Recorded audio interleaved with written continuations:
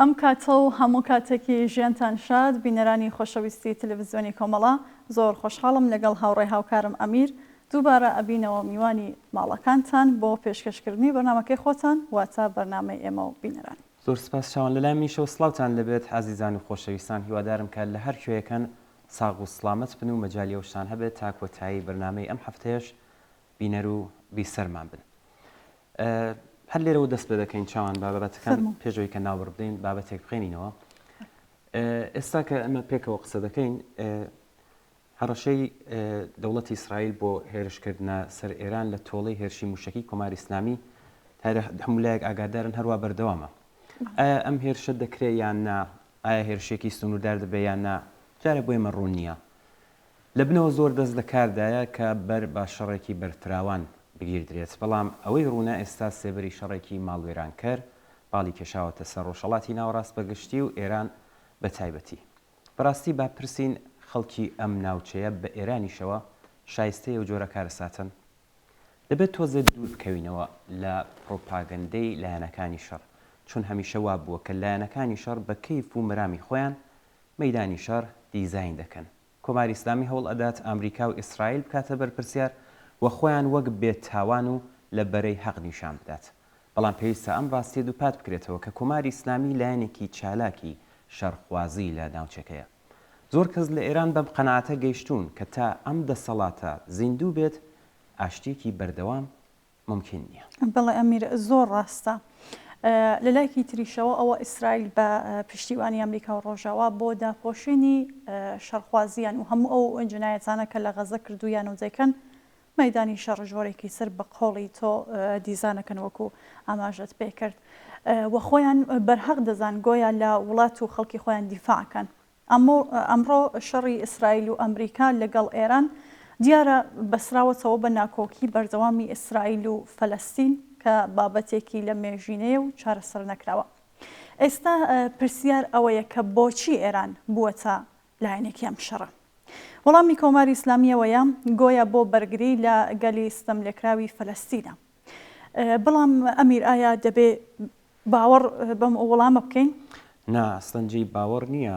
دیارە هەر بەم منتقە سادێش کە ئێستا باسی دەکەین دەسەڵاتێک کە دژی ستەمکاری لە شوێنێکی ترە چۆن لە ناوخۆی خۆیدا دەسەڵاتێکی ستەمکاری بنیات ناوە و دەیپارێزێ. قەت ئیدعای وا قبول ناکرێت کە لە ناوخۆ ستەم و نابرابەری و بێعداڵەتی بپارێزرێت، بەڵام لە دەرەوە بۆ ڕزگاری خەڵک لە ستەم و ناعداڵەتی تێبکۆشی.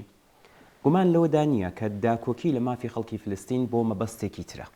با بزانین کام مەبەست.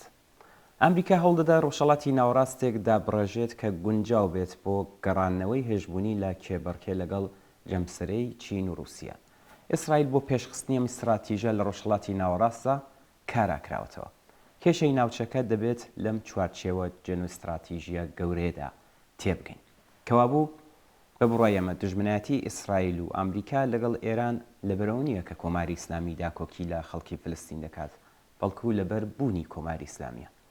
ئەوان حکوومەتێکیان لە ئێران دەوێت کە گوێڕایەڵی ئەمریکا بێت و نەزمی سەرمایە و دەسەڵاتی ئەمریکا و ڕۆژاوا لە ناوچەکە بسەلمێنێ و هیچ نەبێ لاقل گرفتی بۆ دروست نەکات.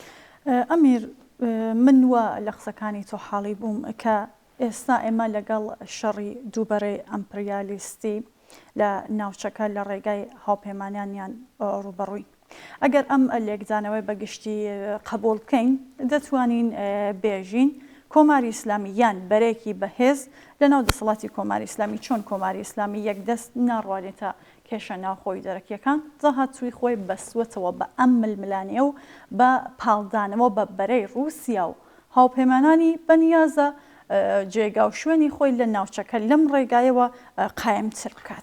ڕاستە چاوان ئەوەی کە کۆماری ئیسلامی ڕێخستنی و هێزەنیابەتیانە لە ناوچەکە بە قوڵای استراتیژی ناودەبات بەڕێکەوت و بێماناژ نییە. بوونیان خزمەت بە ئیستراتیژیەک دەکات کە لەسەر بنەمای دەستپێشخەری لەو ململانەیە کە باڵێکی بەهێز لە ناوخۆی دەسەڵات ڕەچاوی ئەکات. با بزانین قازانجی ئەوان چییە؟ لە ڕاستیدا دامەزراندنی ئیمپراتوریەتێکی شیعەیە، هاوشێوەی هەمانە و ئامانجەی کە ئەبوبەکر بەغدادی ساڵانێک دواتر بۆ دامەزراندنی دەوڵەتێکی ئیسلامی واتە خەلافەتی سونەت لە عێراقەوە تا شەمات هەڵیگرت. کۆماری ئیسلامی ئێران فڕێدانی جوولەکەکان بۆ ناو دەریا و داگیرکردنی قودس بە بەرگریکردن لەگەلی فلستین ناو دەبات و جیهانی فریوداوە. دیارە ئایدۆلۆژیای ئاینی شیعە بەکارگیراوە تا ڕەوایەت بدات بەم ململانەیە بەناو بەرەی مقاومەت. هەرچی بێ لە ڕاستیدا لە ناوەڕۆکدا خزمەت بە ململانەی دوو جەمسەری ئیمپریالیستی لە ناوچەکە دەکات. هەروواکە باڵەجیاکانی سەرمایه‌داری لە ئوکراینیا، لە تایوان، لە باکووری ئەفریقا، لە ڕۆژاوای کوردستان خەریکی شەڕ و مشتومڕکردنن لەگەڵ یەک، کامیان دەستی باڵا پەیدا دەکات. ئێستا خەریکە مەیدانی شەڕی ناڕاستەوخۆ لەگەڵ یەک و لە ڕێگای هاوپەیمانانیان بەڕێوە دەچێت. بەڵێ بەدوور لەم کێشەیە خواستی فەلەستینیەکان بۆ هەبوونی دەوڵەتی سربەخۆ بۆ کنترۆلکردنی ئەو شوێنانە کە لە شەڕی 1967دا لەلایەن ئیسرائیلەوە داگیرکرابوون، گەڕانەوەی پەنابەران و ئازادی زیندانیەکان و پێکەوە ژیانی ئاشتیانە لەگەڵ خەڵکی ئیسرائیل بووە. کۆماری ئیسلامیێران لە جیاتی یارمەتیدەن بۆ بەدیهێنانی داخوازی دادپەروەر و دیموکراتیک و ئاشتی خوازانە گەلێک فەلەستین تەنیا بە خەرجکردنی پارە لەسەر سفرەی خەڵکی زەحمەتکێشی ئێران ئەو ئاگر و گرژیانەی لوبنان، سووریا دروستی کردوون بە جۆرێک گەیشتن بەم داخوازیانەی کردووەتە ئەمڕێکی مەحاڵ. ئەوەی ڕاستی بێ شەرخوازی لەگەڵ ئەم ڕژیمە فاشیستەدا لەدایک بووە و بەشێکی دانەبراوە لە دەسەڵات. بە واتاکی تر کولتوری جەنگ نیعمەتە هەڵقڵاوی ئاوا بۆچوونێکە و دەرەنجامەکەی ئاژاوەگیڕی و شەڕخوازی و دژایەتی بەردەوامی ئەمریکا و ئیسرائیل بەشێکی بەردەوام لە استراتێژی ڕژیم بووە. هەر ماوەیەک پێش ئێستا بوو کە باقری یەکێک لە تەڵەبەکانی مزباح یەزدی کە بە باوکی معنەوی بەرەی پایدار دەناسرێ لە تەلەڤیزیۆنی ڕەسمی کۆماری ئیسلامی وتی بۆ گەیشتن بە ئامانجی ئیسلامی ئەگەر نیوەی خەڵکی دنیایش لەناو بچن ئەرزشی هەیە. ڕژیمی کۆماری ئیسلامی وەک ڕژیمێکی فاشیستی وەک لە ماوەی ساڵانی ڕابردوودا چەندین جار وتراوە قەیران ساز و هەمیشە بە پێشوازیکردن لە قەیرانە دەرەکیەکان ڕوبەڕووی قەیرانە ناوخۆیەکان دەبێتەوە. هەمیشە پێویستی بە دوژمنێکی بێگانە هەیە و ئەگەر نەبوایە دروستی کردووە. واقعیت لە دۆخی شەڕی ئێستادا جگە لە ململانێ دوو بەرەی ئەمپریالیستی لە ناوچەکە لە هەمان کاتدا دەبێ ئەوە بزانین کە کۆماری ئیسلامی و ئیسرائیل زۆر پێویستیان بە بوون و مانەوەی دوژمنێکی لەو شێوەیە لە دژی خۆیان هەیە. ئیسرائیل بە نیشاندانی ئێران و ڕۆڵی ئێران قەتڵ عام و جینۆساید لە غەزە و فەلەستین ڕەوایەتی پێدەدات و کۆماری ئیسلامیش لە هەمان کاتدا بە دوژمنایەتی ئیسرائیل و ئەمریکا خەڵکی ناڕازی لە ئێران دەکوژێت و بێجەنگیان نەکات. بەڵێ چون بابەتەکانمان زۆرتر لەسەر شەڕن بچین ناوبڕێک بووین هەڵبەت ئێمە سای دەکەین هەڵمان داوە لەم بەرنامەی موبینێراندا ئەم ڤیدیویانی کە پێشکەش بە ئێوەی ئازیز دەکرێت جیاوازتر بێت مشمان خۆشە بەرنامەکەمان ڕەنگینتر بێت ئەگەر موافق بچین ڤیدیویەکی پاییزی ببینین چنم بینین دواتر دێمە بابەتەکان دەست پێ دەکەین فەرموو.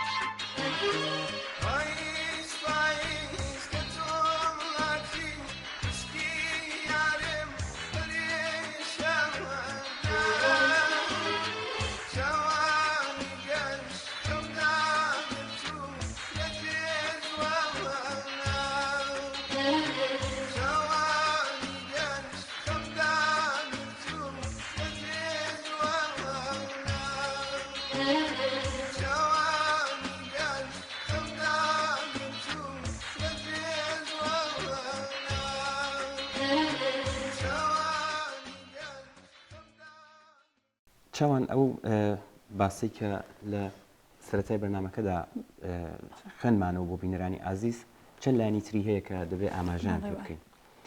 ڕژیم لە بودجەی وڵات بۆ هێزە نیەبەتیەکانی زیاتر لە 4 دەیە خەرج دەکات و ئەویش لە حاڵێکدایە زۆربەی خەڵکی ئێران ماندوو نەناسانە بە 3 هەلی کارەوە توانای کڕینی شیر و گۆشت و میوە و شتی تریش بۆ خێزانەکەی نییە. لە کاتێکدا نەخۆشێک ئەمە لە کاتێکدا کە نەخۆشێک کە پارەی دەرمان و چارەسەری نەخۆشەکەی نییە کارتۆنخە و منداڵی کاروە زبڵ و کۆکەرەوە و زۆر دیاردەی تر بە جۆرێک فەقر و نەداری بۆتە ڕوخساری ئێرانی ئەمڕۆ وتارە ڤیدیۆەکەی حەسەن نەسرڵڵا 6 ساڵ لەمەوبەر دێتەوە بیرمان کە بێباکانە لەسەر تەلەڤیزیۆنی ئەلئەخباریە ڕایگەیاند بودجە و موچە و خەرج و خۆراک و ئاو و چەک و موشەکی حیزبوڵڵا لە کۆماری ئیسلامی ئێرانەوە بۆمان دابین دەکرێت تا کۆماری ئیسلامی پارەی هەبێت ئێمەش پارەمان هەیە. ئەمە قسەی خودی حەسەن نەسرڵڵا بوو. ئێستا ئایا سەیرە ئەم خەڵکە ڕقیان لە ڕژیمێکی لەو جۆرەیە کە بە دووڕوویەوە ئاڵای بۆ بەرگریکردن لە فەلستین بەرز کردوێتەوە؟ هاوسەنگی ئەم خەرجە نجومی و سەرسوورهێنەرانەی 40 ساڵ لەژێر ناونیشانی درۆی بەرگریکردن لەگەلی فلستین لە هەلومەرجی گەماڕۆی ئابووری و سەختی بژێوی ژیانی کرێکاران و زەحمەتکێشان و موچەخۆران لە ئێراندا چییە؟ بڕیار وابوو ئیسرائیل لەسەر نەخشە بسردرێتەوە. ئەمڕۆ دەبینی کە غەزە لەسەر نەخشە دەسردرێتەوە. خەریکە حیزبوڵڵا دەسردرێتەوە و خودی ئێرانیش کراوەتە ئامانج لە ژێر ناونیشانی سەری ئۆختاپوس. خەریکە خۆی بەدار و بەردیشدا ئەدات بەشکم لەم شەڕە دەربازی بێ. ئەمە بوو ئاکامی ئەم هەموو خەرج و هەزینەکردانە. ئەو خەڵکەی کە 40 ساڵ لە ژێرستەمدا بەرگەی هەژاری و نەهامەتی گرتووە دەبێ بە گیان و ماڵ و مڵک و ماڵی خۆیان باجەکەی بدەن لە کاتێکدا هیچ ڕۆڵ و بڕیارێکیان نەبووە لەم شەڕکردن و هەزینەکردانەیەوە. بەڵێ ئەمیر ساڵانێکە خەڵکی ئێران بە هەموو شەوەیەک نیشانیان داوەکە شۆڕشی ئیسلامی سەهلە خودی کۆماری ئیسلامیشیان ناوێت. خەڵکی ئێران شەڕیان ناوێت و بۆ ئەوەی شەڕەکە ڕابگرێت دوعاکردن لە خوددا و سوالکردن لە نەتەوەیە گرتوەکان کار ناکات. کۆماری ئیسلامی هەر لە ڕۆژی لە جایەک بوونیەوە خەریکی سوتەمەنی ئەم ئاگرە بووە. گەیشتن بە ئاشتێکی هەمیشەیی لە ئێران تەنیا بە مەحکومکردنی ئیسرائیل و ئەمریکا بەبێ وەلانانی کۆماری ئیسلامی لە هەمان کاتدا مەحاڵە. بڵێ لەم بەشەدا دێنە سەر نامەکان چاوان لە نامی کاگ ڕەحیمەوە دەست پێ دەکەین کە لە سەقزەوە بۆی نردوین. کاگ ڕەحیم نووسیوێتی من کارم بە هەموو ئەو کەسانە کە باوەڕداری ئاینن نییە. بڕوام وایە باوەڕداری بە هەر ئاین و دینێک ئەمریکی تایبەتی هەر کەس بۆ خۆیەتی.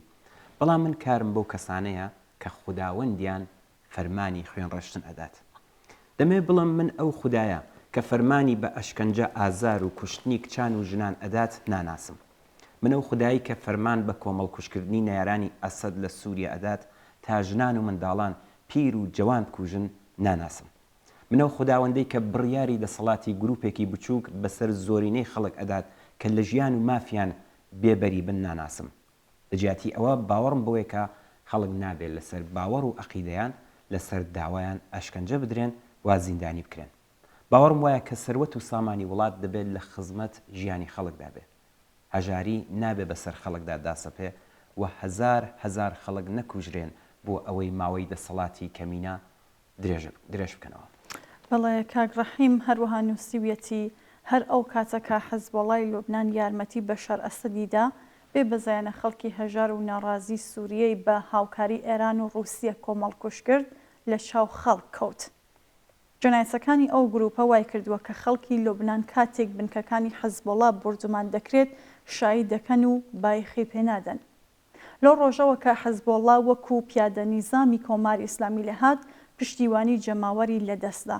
ئەمڕۆژ هەموو هەوڵێکی خۆی ئەدات بۆ ئەوەی بگەڕێتەوە سەرەتای دامەزرانی. بەڵام ئیسرائیل قبوڵی ناکات. دەوڵەتی لوبنان بڕیاری داوە هەموو چەک و چۆڵەکانی حەزبۆڵا کۆبکاتەوە و سنوورەکانی لەگەڵ ئیسرائیل بخاتە ژێر چاودێری نەتەوەیە گرتووەکانەوە.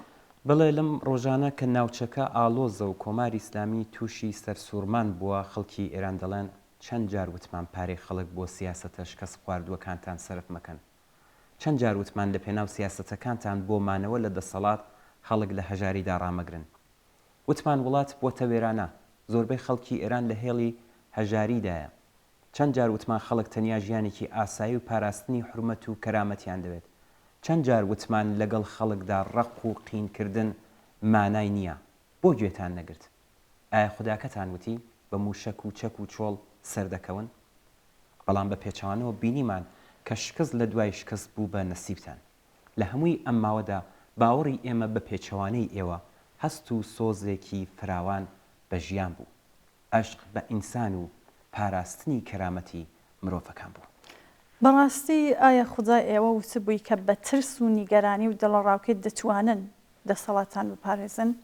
ئەگەر وایە خودای ئێوە خوداوەندی مەرگ و نەمان بوو. بەڵام خودای ئێمە عشق و تێکۆشان بۆ ژیانێکی بەختەوەرانە بوو.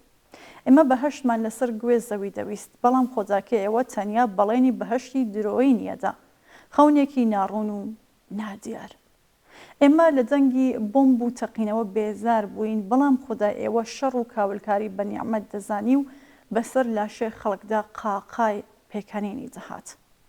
دیارە ئەمڕۆ ئێوە دەترسن. تەنانەت لە سێبەری خۆشتان دەترسن. بەڵام ئێمە ناترسین. چونکە دیتان کە حەق بە ئێمە بوو. مێژوو سەلماندوویەتی کە هەر ڕاستیە سەرەکەوێت. ئێوە دەسەڵاتدارانی کۆماری ئیسلامی لە مافوازی ئێمە لە تێکۆشانی ئێمە بۆ ژیان بۆ ئازادی کە ئێوە لێتان زەوت کردوین دەترسن. باوەڕی ئێمە بە ژیان و بە داهاتووی تێکۆشانمان ناهێڵێت دڵمان بلەرزێت. ئێمە لەو دارە ئیعدامەی کە چەقاندووتانە و لە پلەی یەکەمی ڕێژەی سێدارە لە جیهاندا جێتان گرتووە بێزارین. ئینسان بۆ کوشتن و کاولکاری ژیان ناکات بەڵکو بۆ ئاوەجانکردنەوە ژیانەکات. ئێمە ئامادەین و بۆ ژیان و ئازادی دەجەنگین. ئێوە یارمەتیتان لە خوددا وەرگرت و ژیان و ئازادیتان لە سێدارەدا بۆ پاساوی دزی، ناداتپەروەری و زوڵم و زۆرەکانتان خودداتان بە شاهد گرت. دێفەرمونون ئێمە و ئێوە و خوداوەندەکانتان، ئەوش ئێمە و عشق بە ژیان، ئازادی و بەرابەری. بەڵێ ئێمە هەرماوین وا دەمێنین. عشق بە ژیان و ئازادی لەناو ناچێت، سەرکوت ناکرێت و لە سێدارەش نادرێت. ئەو هەست و سۆزە خەونی دیکتاتۆرەکان تێک ئەدات. سۆزی ئەمە بۆ ژیان یاسای هەیە کە ئەبێ هەموو ئینسانێک بەهرە لە بەرهەمەکانی بات. مرۆڤەکان یەکسان و ئازادن، هەرە و باوەڕەیە کە بە هاتنی ڕۆژانی خۆشی داهاتوو دڵخۆشمان دەکات و دەزانین کە سەرکەوتن نزیکە. ئێمە ئارەزوو ناکەین لە جەهەنەمی خەیاڵی خۆتاندا بسووتین، مەگەر ئەو جەهەنەمەی کە بە دەستی خۆتان خوڵقاندووتانە بتان سووتێنێت. ئێمە هیوامان بە دروستکردنی ئەو ژیانەیە کە ئێوە وێرانتان کردووە. داهاتووی ئێمە گەشە، ئەو کەسەی زریان دەچێڵێت گەردەلول دەدورێت. ئەوە ئێمە نەبووین کە زریانمان چاند. سەرنجام ستەمکار ڕوڕەشی جیهان دەبێت. ئێمە هەزار جار دەنگمان هەڵێنا، نووسیمان، هاوارمان کرد، بەڵام وڵامی ئێمەتان بە فیشەک، بە زیندان، بە ئەشکەنجە و بە سێدارەدایەوە. ئێستا ئەوە ئێوە و خوداکانتان، ئەوەش ئێمە و ئیرادەی ژیانێکی ئازاد بۆ ڕزگاری. زۆر سپاس بۆ کاگڕەحیم لە شاری سەقز بۆ ئەم نامەی کە بۆی نردین. چین ناوبڕێک ببینن دێنەوە خزمەتە.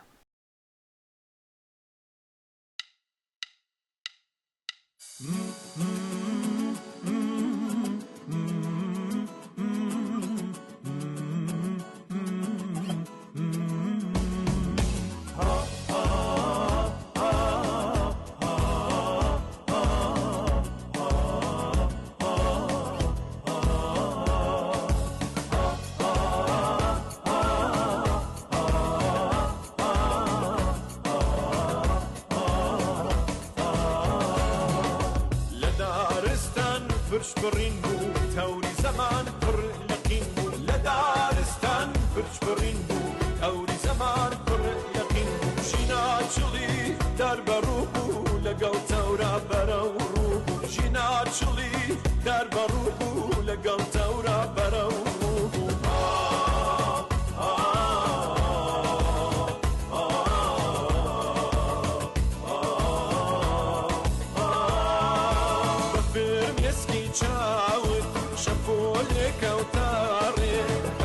شڕەکەیتۆ دەستی گەلانداگرێ جیهانێکی نووستی هێناوە تا سار پێ پرچت بوو بە مەشقال لەدایک بووی لە نوێ ڕقی پیرۆزی گەل گەیشتە دەماوەند لەسەر کەلی شاخ و چیای نیشتمانێ تەناسخێکی خەو ڕوویدا لە کوردستان ڕۆحی پەکولەی تۆی کرد بۆ هەڵۆکانێم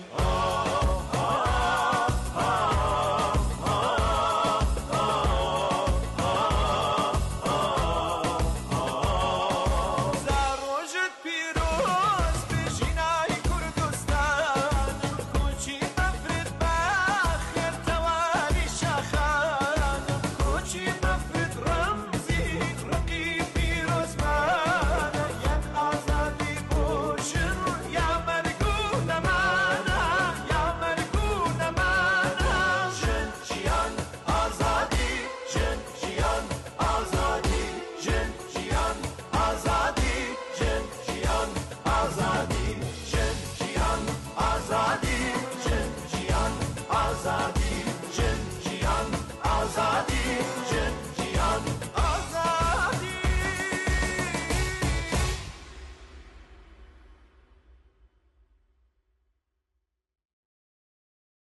دامودەزیای ئەمنیەتی دەسەڵاتدار لە ئێران لەم دوایەنەدا دەورێکی نوێ لە سەرکوتی چالاکانی سیاسی کۆمەڵایەتی و مەدەنی دەست پێ کردووە. ئەلبەت ئەم دەورە نوێیە پێشبینی کراوبوو. ڕەنگە پێشبینی کراوترین دیاردە لە حکوومەتی سەرکوتگەری ئیسلامی دەستپێکی دەورێکی نوێ سەرکوت بێ. ئەمیر ئەمە سەرەتای نامەی کاک جەعفەر لە بۆکانەوە بوو کە لە ئێدامەدا نووسیویەتی لە ڕاستیدا حکوومەتی ئیسلامی بۆ مانەوەی خۆی ڕێگە چارێکی بێژگە لە ترس و تۆخاندن نییە، چونکە زۆر لە مێژە شەرعیەتی سیاسی خۆی بە تەواوەتی لەدەست داوە. درێژەی ئەم زۆڵم و زۆرە هاوزادی ترسێکە کە دەنگی ڕەخنە و ناڕزایەتی لە زاری هەزاران کەس لە گۆشە و کەنار و کۆڵان و شقامدا دەبیسرێت. دەسەڵاتداری زۆردار لە ئێران لە خەو بێداری خۆیدا کابوس دەبینێت کە خەڵکی زۆڵم لێکراوی ئەم وڵاتە بە هەمان شێوەیە کە لە بزوستنەوەی ژنژیان ئازادی دیتمان دەنگ هەڵە بڕن کە بۆچی سەرەتاییترین ئازادیە کۆمەڵایەتیەکان لیان زەوت کراوە. ئەم ڕژیمە ترسی لەوەیە کە خەڵک هێزی وەڵام بۆ ئەم پرسیارە ڕای بخەن. بەڵێ چاوان کاک جەحفر لە درێژدا نووسیوێتی ئەم ڕژیمە ترس و لە ڕاوکەی ئەوە دایگرتووە خەڵکی وەزاڵە هاتوو لەم زوڵم و زۆرە هەروەک دەیمانگی 96 و ئابانی 98 و دواتر شۆڕشی ژینە هێزەکانیان یەک بخەنوە دەسەڵاتدارانی ئەمڕۆ بدرێتە مەحکەمە و بڵێن کە بۆچی بەڕێخستنی نظامێکی فاسد و ڕانتخۆر ئەوانیان لە دابینکردنی پێداویستیە هەرە سەرەتاییەکانی ژیانێکی سادە و ساکار بێبەش کردووە. گومان مەکەن شەوانە کە سەریان ئەنێنەوە بە سەدان دایک و باوک لە مەیدانی شارە جۆراوجۆرەکانی ئێران دێنە پێش چاویان و لیان ئەپرسن بۆچی ساڵانێکی زۆرە ئەم وڵاتەسان کردوتە مەیدانی شەڕ و ماڵوێرانی و لە حەساری ئابووری ڕاتانگرتووە. بۆچی ڕۆڵەکانی ئێمەتان کە تەنیا خوازیاری ژیان و ئازادی بوون کوشت. ئێستا کە لە دەرەوەی سنوورەکان زەختان بۆ هاتووە و سیاسەتەکانتان فەشەلی هێناوە بۆچی بەربوونەتە گیانی ڕۆڵەکانی ئێمە؟ بۆچی دەیانگرن و ئەزیەت و ئازاریان ئەدەن؟ ئێوە لە دەرەوەی سنوورەکان شکستان خواردووە لە ناوخۆ بە چڕترکردنی سەرکوتی ڕۆڵەکانی ئێمە قەرەبووی دەکەنەوە. شەک مەکەن کە ئەم سیاسەتەی ناوخۆیشتان فەشەل دێنێ. بەڵێ هەر لەم هەفتەدا دوو ڕۆژنامەوان واتە نیلوفەر حامدی و ئیلاهە محەممەدی کە پێشتر دەست بەسەرکرابوون و بە وەسیقە ئازادکرابوون بانکێشکراون کە حکومەکەیان واتە 5 ساڵ زیندان تێپەڕ بکەن. تۆ بڵێ ئەم دوو ڕۆژنامەوانە کە کوشتنی ژینایان ڕووماڵ کردبوو چ کێشێکی ئەمنیەتی بۆ کۆماری ئیسلامی دروست دەکەن کە ئێستا دەبێ ڕەوانێ زیندان بکرێن و 5 ساڵ لە ژیانی ئاسایی بێبەش بکرێن؟ کۆماری ئیسلامی ئەم جۆرە حکومانە کە پڕن لە نائەداڵەتی ڕاست و ڕەوان بە مەبەستی ترساندن و تۆقاندنە کە لە ڕاستیدا ترس و وحشەتی خۆی لەسەر هەڵدانی ناڕزایەتی جەماوەریەکان دەست بۆ ئەم کارانە دەبات. جاسەر ئەوەیە ئەوا دەسەڵاتێک بەنیازە خەڵکی شوێنەکانی تر لە ستەم و نەعەداڵەتی ڕزگار بکات؟ بڵێ کاک جەحفەر لە بەشێکی تری نامەکەدا تیش دەخاتە سەر بابەتێکی تر وە نووسیوێتی لەم دوانەدا جریانێک بە ناو ئۆپۆزیسیۆن بە پشتگرتنی دەوڵەتی جەنایەتکار و نەسلکوژی ئیسرائیل بۆ هێرشکردنە سەر ئێران بەکردەوە هاوتەریب لەگەڵ ڕژیمی ئێران بۆ وێرانکردن خۆڵیان لە هەڵماڵیوە. زۆر دەمێکە ئەزمموی دەستێوەردانی نظامی دەرەکی لە وڵاتانی ناوچەکە ئەوەی دەرخستووە کە هێزی نظامی دەرەکی بۆ ئێمە سڵح و ئەمنیەت و دموکراسی ناهێنێت. بەڵام ئەوەی کە بەشێک بە ناو ئۆپۆزیسیۆن کە زۆرتر بە سەڵتەنەت تەڵەب ناسراون بۆ گەیشتن بم ئامانجانە دەست بەداوێنی دەوڵەتێک دەبن کە بە ڕۆژی ڕووناک و بە ئاشکرا و قێزەونانە مافی مرۆڤ پێشێ لە کات و یەک لە دوای یەک تووشی جەنایەتی جەنگی دەبێت ئەو سنوورانەی پێشتر ڕوون و ئاشکرابوون ڕوونتر و ئاشکراتر دەکات. سنووری ئەوەی چێن ئەوانەی بۆ ئازادی و بەختەوەری خەڵکی ئێران تێدەکۆشن و چێن ئەوانەی سات و سەودای پێوە دەکەن. ئەو گروپ و ڕێکخراو کەسانی کە ئازادی خوازن و بڕوایان بە حقوقی شارۆمەندی و دموکراسی هەیە دڵ بە هێزی دەرەکی بۆ ئازادکردنی ئێران خۆش ناکەن. زۆر سەیرە ئەم بەشە بەناو ئۆپۆزیسیۆن کە پاراستنی خاکی ئێران خەتی سووریانە ئێستا بەڕاحەتی خوازیاری کاولکردنی هەمان خاکن تا ڕێگا بۆ دەسەڵاتیان خۆش بکرێت. بەمە ئێژن دووڕووی لە سیاسەتدا کە ناتوانێت جێگا بکرێت. بەڵێ ڕێگای گۆڕینی دۆخی ئێستا و باشتربوونی ژیانی ئەم خەڵکە پڕکێشە و گرفتە لە ڕێگای ڕەفۆرمخوازی و ملکەجبوون و سندوقەکانی دەنگدان و لە ڕێگای دەستێوەردانی دەرەکی تێپەڕن نابێت. ڕێگە چارە بەرخۆزان و تێکۆشانی خەڵک و گروپە سیاسی و مەدەنیەکان لە بەرامبەر زۆڵم و زۆرە و پێکەوە گرێدانی ئەم بەرخۆزان و تێکۆشانانەیە. تەنانەت گۆڕینی قەوارەی حکوومەتی بەدەستی عەلی خامنەی دەستکەوتی ئەم بەرخۆزانە نەبوو. بزوستنەوەی ساڵی 1401 و بایکوتی هەڵبژاردن جگە لە هەل و مەرجی ناوچەکە عەلی خامنەی وا لێ کرد کە لە مانۆڕێکی تاکتیکی ملکەچی ئاڵوگۆڕ لە چیدمانی دەوڵەت بێت و با ڕێخستنی ئەم نمایشە زێنی خەڵک بە لا ڕێدا بەرێ و کات بۆ مانەوەی خۆی بکڕێ. بەڵام ئەم گۆڕینی چیدمانە دەرەنجامی گۆڕینی هاوسەنگی هێزی کۆمەڵایەتی کەسانێکەکە چاوەڕوانی کۆتایی ئستێبدادن.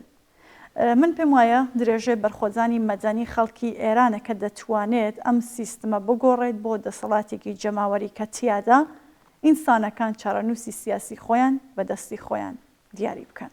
بەڵێ زۆر سپاس دەکەین لە کاک جەحفەر کە لە شاری بۆکانەوە ئەم سێ بابەتەی بۆ ناردین. بچین ناوبڕێک ببینین دێنەوە خزمەتە.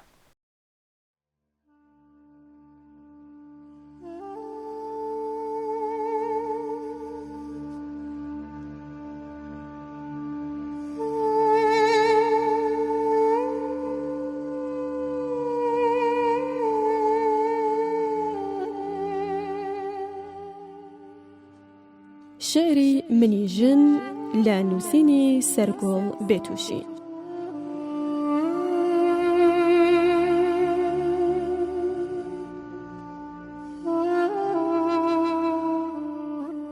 لە داوێنی ئازارێکە لەدایک بووم، لە بری مۆم مەشغەڵی خەمیان بۆ داگیرساندم.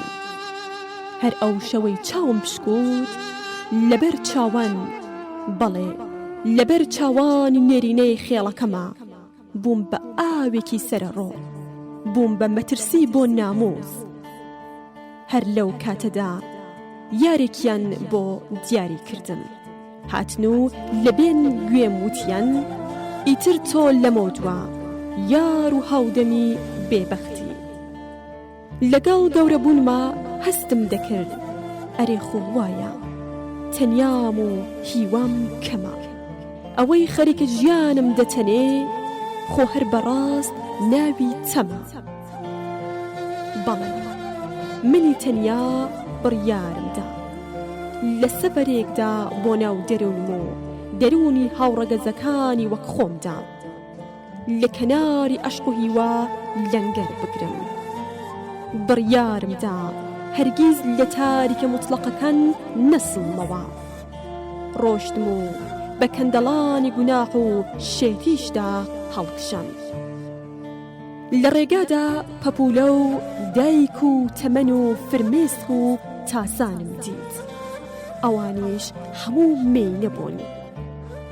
وتم وەرن با ئێمە بینە پێشەنگ، ئێمە ئیتر چیتر سۆراغی دڕک و کڵپە و قەفەس و دیلەتی نەگرین. وتم وەرن با ئێمە مێژوو لە ڕەش نەجات بدەین. وتم وەرن با مۆمەکان داگیرسێنین، با لە ڕەهێڵەکان تێپەڕین، با دەرگا بۆ ئازارە خەماویەکان نەکەینەوە. وتم وەرن باچی تر تەبا نەبین لەگەڵ بکوژانی خۆمان و حەزەکانماندا، با ئاوێنە ڕووشاوەکان بشکێنین. وتم با هەتوانی زامە بێهەتوانەکان بدۆزینەوە، با لەمەولا هەمومان مەمک بخەینە دەم کۆرپەی هیوا، با لە بری فرمێسک بۆ لەمە بدووە دەمدەمانی لەگەڵ خۆر و ئەستێرەدا بکەین. با خۆمان لە کانیاوی نەترسان هەڵکێشین. وەرن با هەمومان بە یەکدەنگ بە مێشکی تەژی لە ژەهری ڕەشی دواکەوتووی و گوماناوی نێرینەکانی خێڵەکانماندا بچریەکێنین و بڵین ئێمە ئیتر لە هەناوی لە چەشنی شەوی سامناکی ئێوە گوزەرمان کرد. وەرن با هەمومان بە یەکدەنگ بە مێشکی تەژی لە ژەهری ڕەشی دواکەوتووی و گوماناوی نێرینەکانی خێڵەکانماندا بچریەکێنین و بڵین ئێمە ئیتر لە هەناوی لە چەشنی شەوی سامناکی ئێوە گوزەرمان کرد. ئیتر ئێمە ئێستا دەستنوێژ لە کانیاوی عەشق و ژیان هەڵەگرێن و چاوبڕکێ لەگەڵ ژیان و گوڵی سوور و تریفە و کوردەبارانی دەمە بەیاندا دەکەین. ئێمە ئیتر بەرەو وەرزی حەسانەوە ڕێگە ئەبڕین و دەمانەوێ بەژنمان لە بەژنی هەست و خەیاڵی مرۆڤایەتی ڕاستەقینە بەئاڵێنین و پریشکە شەونمی سەحەریش بەسەر هەموو خەیاڵە نیوەتەڕەکاندا بپژێنێت.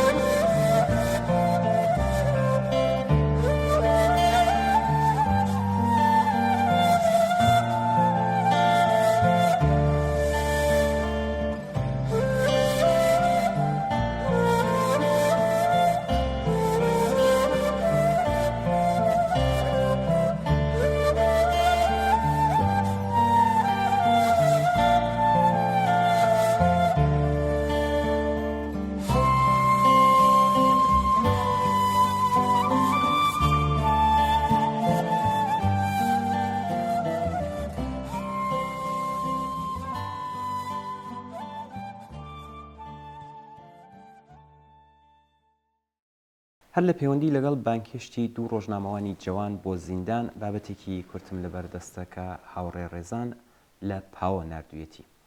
هاوڕێ ڕێزان نووسیوێتی دەسەڵاتێک کە ئیدعا دەکات لە ئەگەری پەلاماری ئیسرائیل و ئەمریکا توانایی بربەرەکانی هەیە، بەڵام بەرامبەر بەم دوو کچە ڕۆژنامەوانە کەمی هێناوە. آخر لە ناخۆ دەسەڵاتێک کە ناتوانێت ژیانی خەڵک دابین بکات دەبێت بە جۆرێک نیشان بدات کە هێشتا هێزی هەیە و ئەوەندەش کە دەڵێن زەعیف و داماو نییە.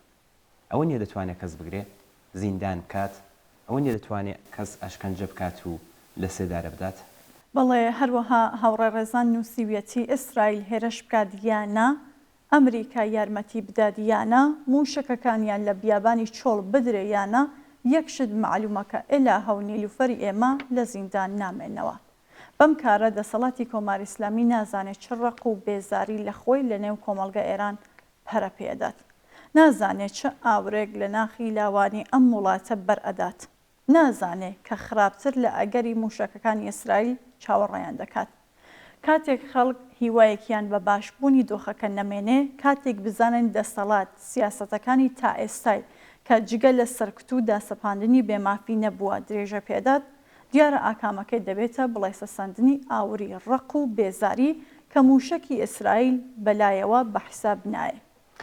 بەڵێ هاوڕێ ڕێزان لە کۆتایی نامەکەیدا ڕوو لە دەسەڵاتدارانی کۆماری ئیسلامی دەڵێت بیانگرن زیندانیان بکەن ئەزیەت و ئازاریان بدەن تا ئەو کات کە دەبینن لەژێر خۆڵەمێشی ئەم کۆمەڵگایە چ ئاورێک خۆی ماداوە.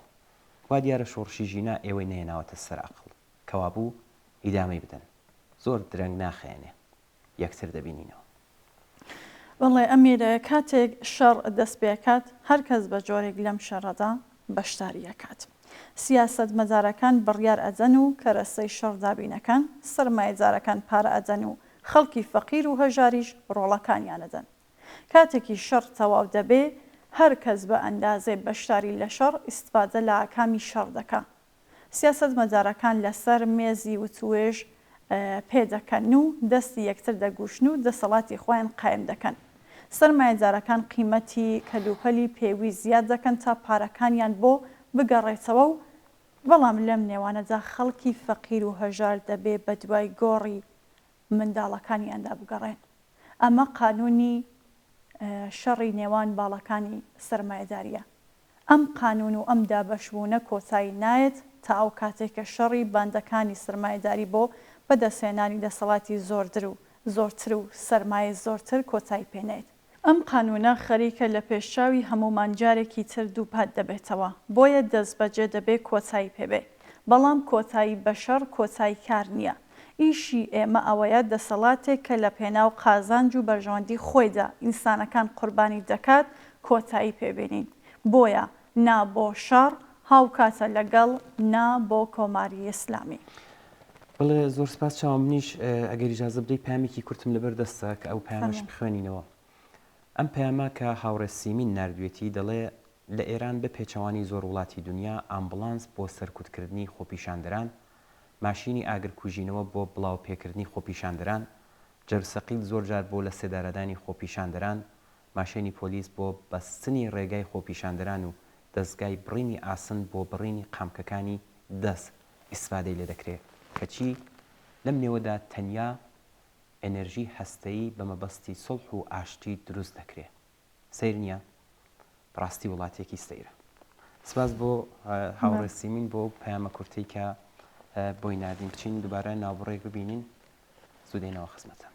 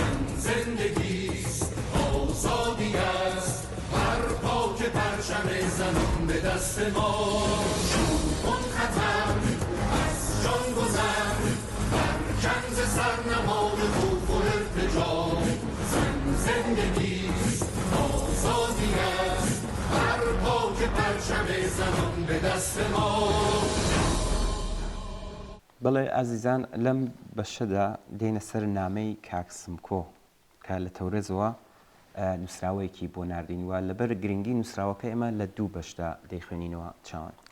کاکسمکۆ نووسیوێتی لە هەفتەکانی داهاتوودا خەڵکی ڕۆژهەڵاتی ناوەڕاست بەگشتی و ئێران بە تایبەتی معلوم نییە شاهدی چ کارە ساتێکی دیکە دەبنەوە. ئیسرائیل کە لە هەڵمەتی جێنۆساید لە غەزە و کوشت و کوشتار و وێرانی لە لوبنان سەرخۆش بووە ڕایگەیاندووە کە خەریکی خۆ ئامادەکردنە بۆ هێرشێکی بەهێز لە قوڵای ئێراندا. ئەمە هەڕەشەیەکی پوچ و بێناوڕۆک نییە، بەڵکو گونجاندن و یەکسانە لەگەڵ دکتۆرینی نظامی ئیسرائیلدا. ئەمە بەو مانایە کە ئیسرائیل تەنانەت لەوە دڵنیایە کە قوربانی مەدەنیشی لێ دەکەوێتەوە بەڵام ئەو هێرشە هەر دەکات. بەپێی یاسا نێودەوڵەتیەکان ئەمە بە تاوانی جەنگی لە قەڵم دەدرێت، بەڵام دەوڵەتی جنایەتکاری ئیسرائیل هیچ کات پابەندی ئەو یاسایە نەبووە و ناشبێت. بەڵێ ڕەزا پەهلاوی کە بووەتە وتەبێژی فارزمانی نەتانیاهوو هاندەری ئەم هێرشە ئیسرائیلیشە بۆ سەر ئێران. جگە لەوەش لایەنگرانی سوێن دەخۆن کە لە هێرش و بوردمانی ئیسرائیل بۆ سەر ئێران ئازاد دەبێت. ئەمە لە کاتێکدایە کە خامنەی دەڵێت ئەمە بوونی ویلایەتە یەکگرتووەکانی ئەمریکا و ڕۆژاوایە کە بووەتە هۆکاری شەڕ و ناسەقامگیری لە ناوچەکەدا. ئەمانە هەمووی پڕوپاگەندایە بۆ کۆمەڵێک خەڵکی سادە و بێهەڵوێست. ئەم شەڕە شەڕی خەڵکی ئێران، لوبنان، فەلەستین، ئیسرائیل و ناوچەکانی دیکەی جیهان نییە، بەڵکو شەڕی بەرژەوەندی زلهێزە ئەمپریالیستە جۆرە و جۆرەکانی ڕۆژهەڵاتی نێوەڕاستە کە لەلایەک ئیسرائیل و لەلایەکی تر کۆماری ئیسلامیەکان نوێنەرایەتی ئەو شەڕاکەن. بەڵێ بێگومان حکوومەتە جیاجیەکانی جیهان لە زلهێزە گەورەکانەوە بگرێت تا حکوومەتە ناوچەیەکان چ بە ئاشکرا و چ بە نەهێنی لایەنگری لەو دوولایەنە واتە ئێران و ئیسرائیل دەکەن. بۆچی؟ چونکە هەر یەکە و دایان هەوێ لە بێسەرەوبەرەی ئەو نەزمی کۆنی جیهانیەدا بەشێکی زۆرتر لە دەسەڵاتی نەزمی نوێیان بێت کە ئەویش هەر بەو ئاستە زاڵم و چەوسێنەرانەیە.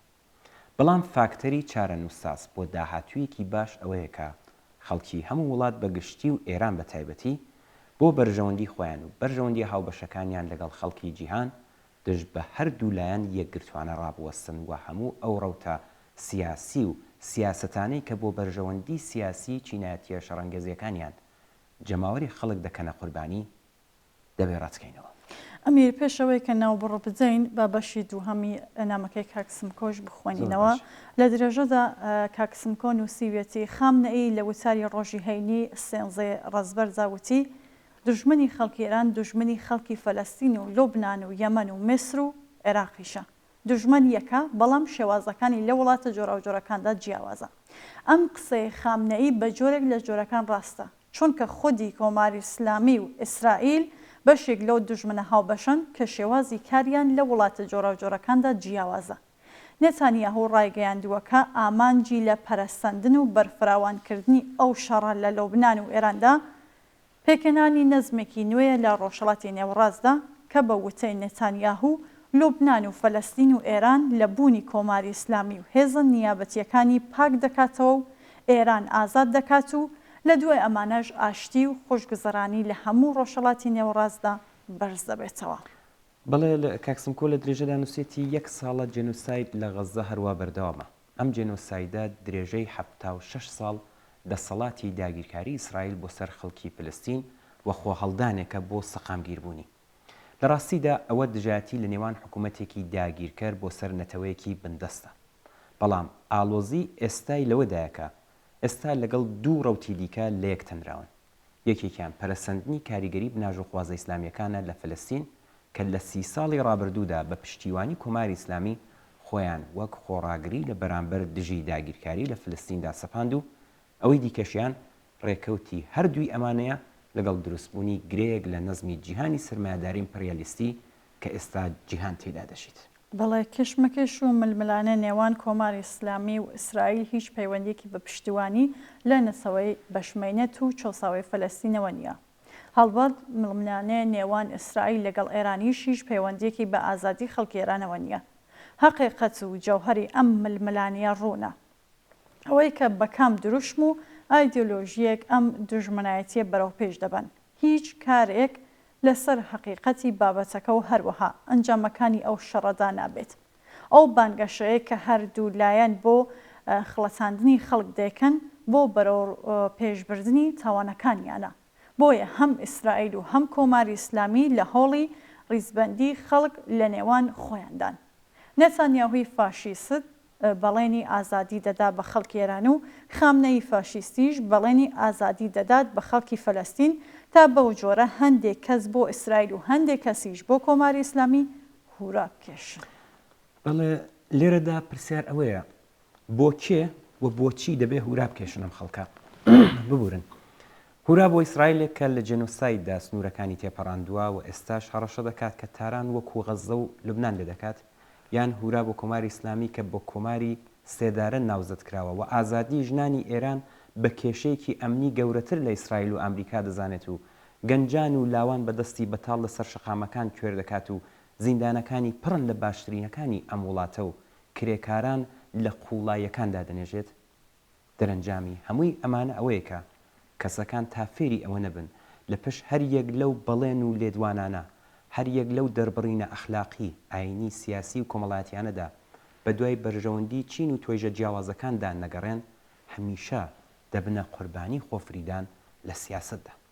بەڵێ چارەسەری ئەم بارودۆخە ڕێگایکی ترە.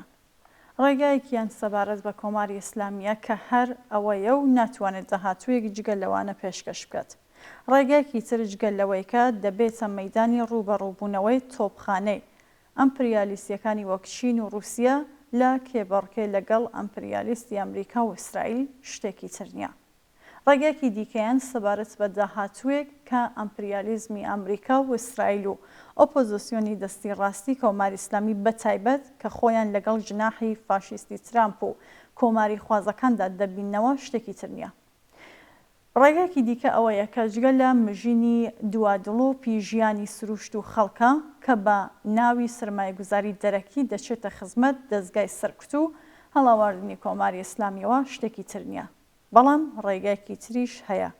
ئەویش ئەو جاهاتووەی بەردەممانە کە دەبێ بۆ شۆڕشێکی کۆمەڵایەتی خۆمان ئامادە بکەین و دەسەڵاتی جەماوەری دابمەزرێنین. ئێمە خەڵکی ئێران و فەلەستین و لۆبنان و هەموو جیهان پێش لە هەموو شتێک و لە کۆچاییدا پێویستمان بەم شۆڕشە هەیە. زۆر سپاس بۆ کاکسمکۆ کە ئەم نامەیە بۆ بەرنامەی ئێمە و بینەران ناردبوو. ئەمیر ئەگەر موافق بینە و بڕێک ببینی چوای دینەوە.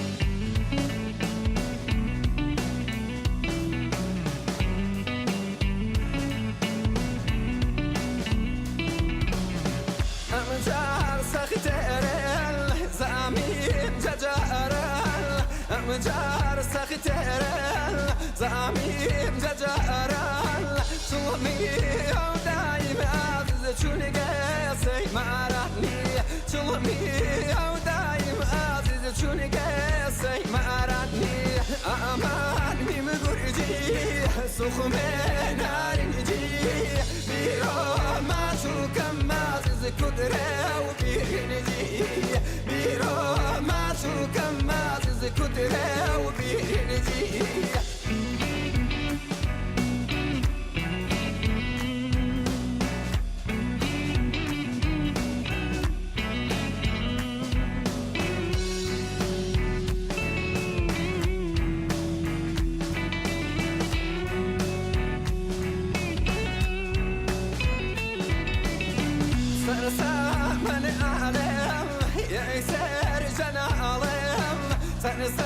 من عالم يكسر جنالم فيلق مريب وعزز شانا وطالبني فيلق مريب وعزز شانا وطالبني أماش لرجال خيال فراوال يجكاز وخيال عزز ومراوني يا واني يجكاز وخيال عزيز ومراوني يا واني هذا الوقت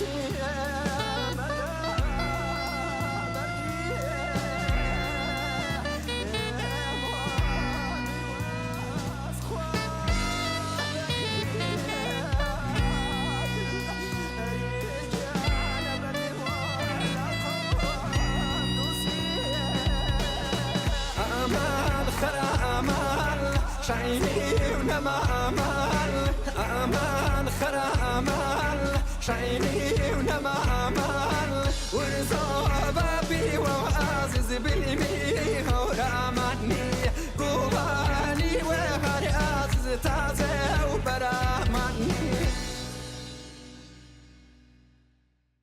ئازیزان لێرەدا نامەی هاوڕێ سەبری دەخوێنینەوە. هاوڕێ سەبری لە نامەکەیدا نووسیوێتی لەگەڵ نەخۆشبوون ینی هەمان هەمڕای نەخۆش شتێکی کەم تا زۆر ئاشنایە کە بۆ هەمووی ئێمە دانیشتوانی ئێران کەلانی کەم جارێک ڕوبەڕووی بووینەتەوە.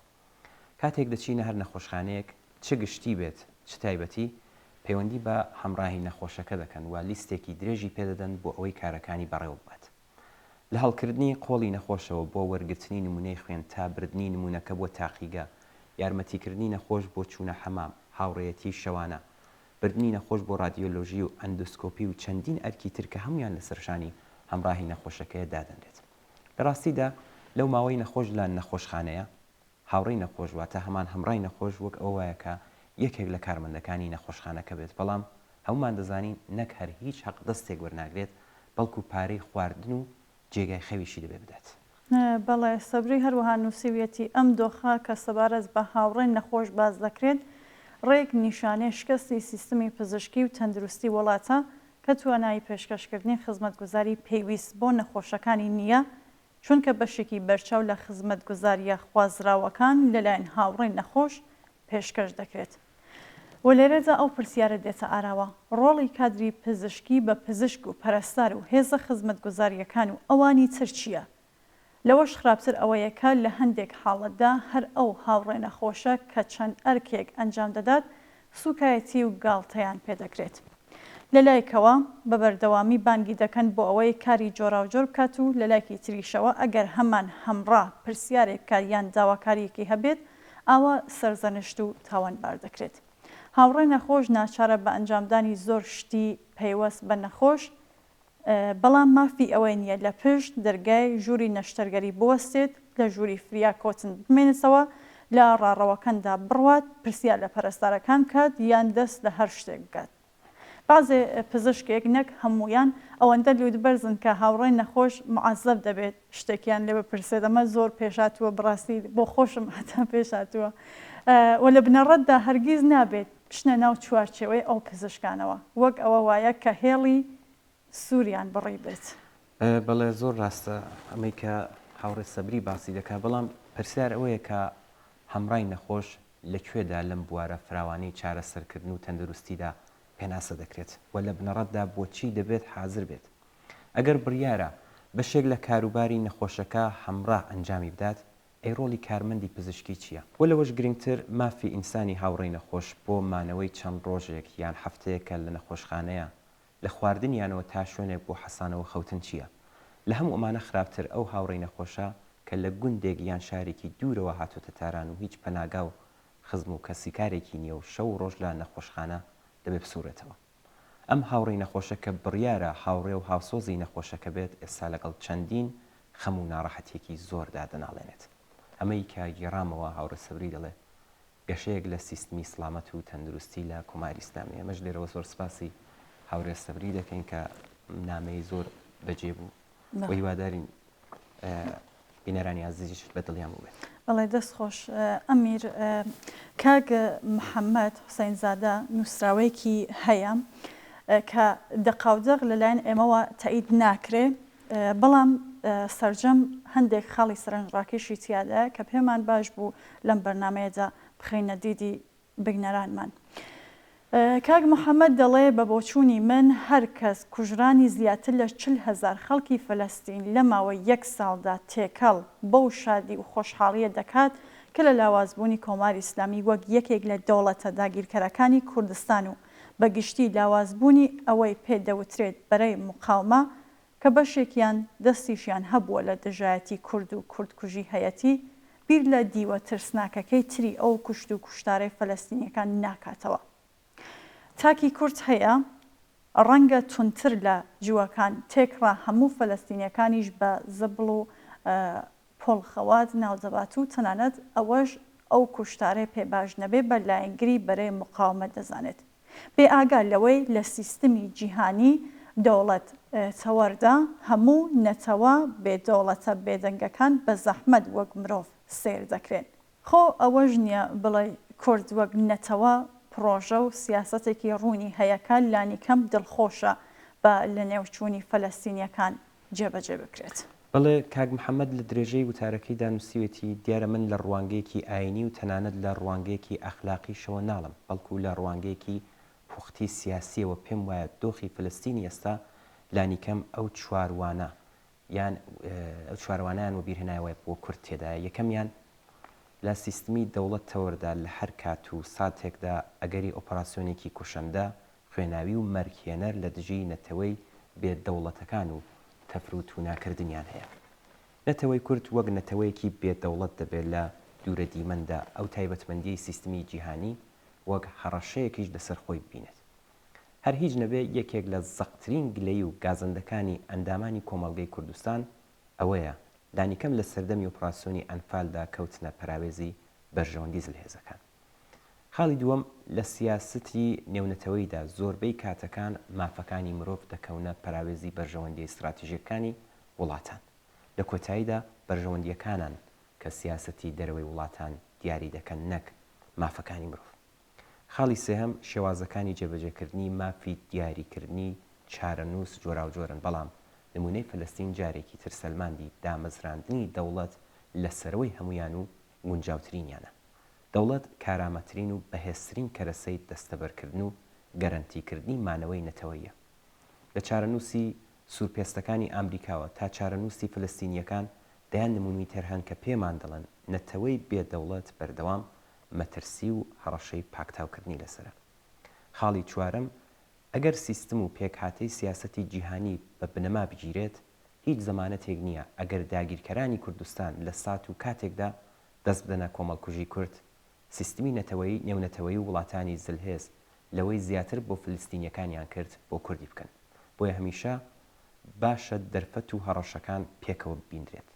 سیاسەتی جیهانی هێشتا لەسەر چەرخی ڕابردوو دەگەڕێت.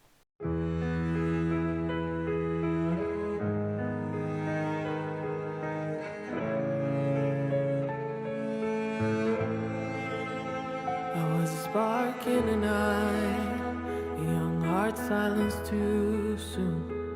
Dreams ruined, life taken, and in wrong summer gloom. But my name became a beacon for my nation to rise. Echoes of my story spread in lightning the skies. Whispers of liberation rise, ascending through the air. Children of Kurdistan lead with courage they declare. Tehran smiles for death alone, in its embrace peace unknown. Every girl and boy in its grasp folded. From this land, no life shall bloom, only shadow, only gloom. My dear Kurdistan torn apart, yet to find stirs the heart. Daughters led the way for liberation's eternal flame.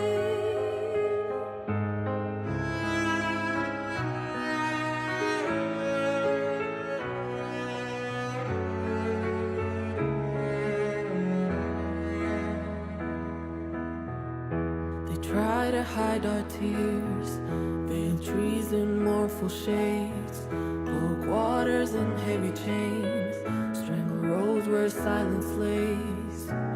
Sowing discord in distant lands with strength that won't relent. Songs are hushed and dreams are slain, endless mournful lament. Whispers of liberation rises, sending through the air. Kurdistan take the lead with courage they declare. Tehran smiles for death alone, in its embrace peace unknown. Every girl and boy in its grasp folded. From this land, no life shall bloom, only shadow, only gloom. My dear Kurdistan torn apart, yet to find stirs the heart. Daughters led the way for liberation's eternal flame.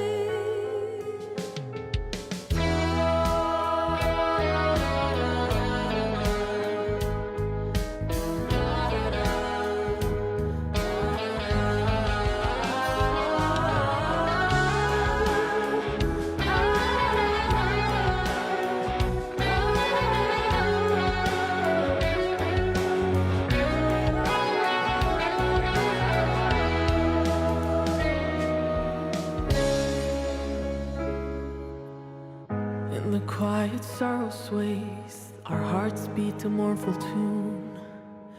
Sheena, your name a flame beneath the darkened moon. In the echoes of our souls, the light begins to glare. For our legacy we stand, with courage we declare.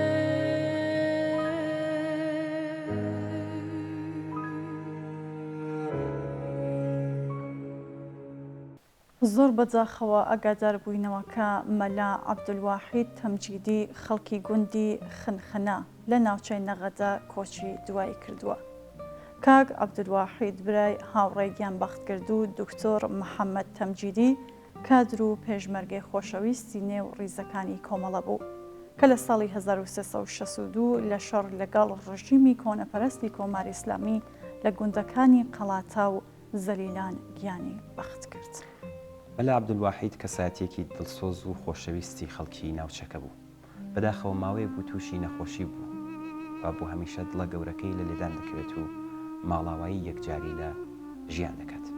ئێمەش بەم بۆنەوە لە تلوزێنی کۆمەڵەوە بە بۆنەی مەرگی مامۆستا عەبدولواحیدەوە پڕ بەدڵ سەرخۆشی خۆمان ئاراستەی بنەماڵەی بەڕێزیان و هەموو خزم و کەس و کار و خەڵکی گوندی خنخنە دەکەین و هاوبەشی خەمیانی یادی عازیزی مامۆستا عەبدولواحید بەرز و بەڕێز بێت.